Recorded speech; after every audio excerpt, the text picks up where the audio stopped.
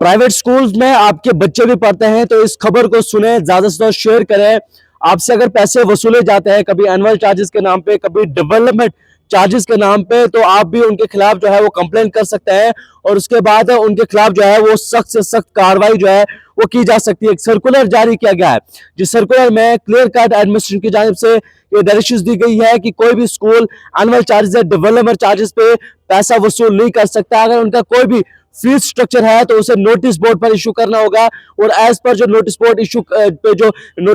Circular issue किया जाएगा उसके थ्रू जो है आप जो पेरेंट्स है उनसे पैसा जो है आप वसूल कर सकते हैं। आपको बता दें कि चीफ एजुकेशन ऑफिसर डोडा की जानिब से एक सर्कुलर जारी किया गया है जिसमें instructions regarding charging of various kind of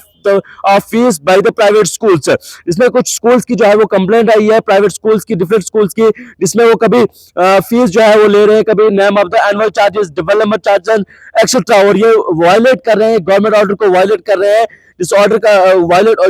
जिस ऑर्डर को वायलेट कर रहे हैं उसका ऑर्डर नंबर जो है वो DSEG oblique private oblique 2024 oblique 1955-2070 dated 28/3/2024। हमारे पास भी कुछ कंप्लेंटर्स आए थे, उन्होंने कहा था कि एडमिशन फीस तो नहीं लेते हैं, लेकिन उसका नाम चेंज कर दिया है, अब एनुअल फीस लेते हैं, अब डेवलपमेंट चार्जेस लेते हैं। तो प्राइवेट स्कूल्स ये बताएं कि कौन से डेवलपमेंट चार्जेस लेते हैं या क्या एनुअल फीस है, क्या प्रोसेस है, क्या गवर्नमेंट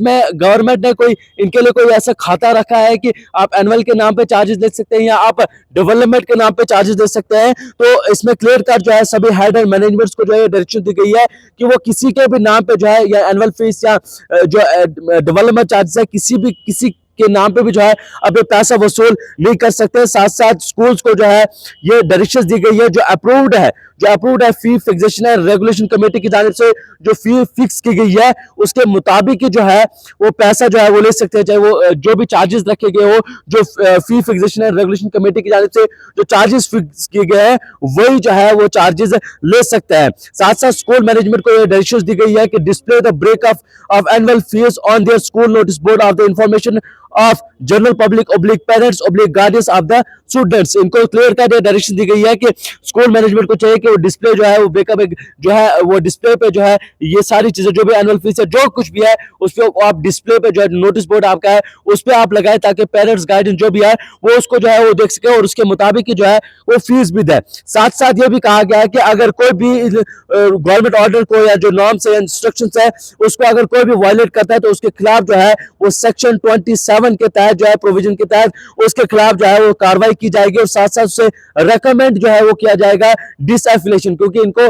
जेके बोस जैन के गवर्नमेंट की जानिब से इनको एफिलिएशन मिलती है तो यहाँ से रेकमेंड जो है वो किया जाएगा। और कोई भी इसमें गलत पाया जाता है, कोई भी अगर आपसे एनुअल फीस या आपसे जो है डेवलपमेंट के नाम पे कोई पैसा वसूल करता है तो आप उसके खिलाफ जो है वो कंप्लेंट कर सकते हैं। लेकिन सवाल यहाँ पर आता है कि बहुत से पेरेंट्स अगर कंप्लेंट करने की सोचते हैं तो बाद में उसका भुगतान जो है उनके बच्चों को करना पड़ता है। यहाँ तो ये धमकी दी जाती है कि आपके बच्चों को हम यहाँ से निकाल देंगे या इस तरह के बहुत से जो है वो बताई जाती है और कुछ स्कूल की जानिब से ये सारी चीजें जो है वो की जाती है। लेकिन एक चीज आप कर सकते हैं कि आप डिप्टी कमिश्नर का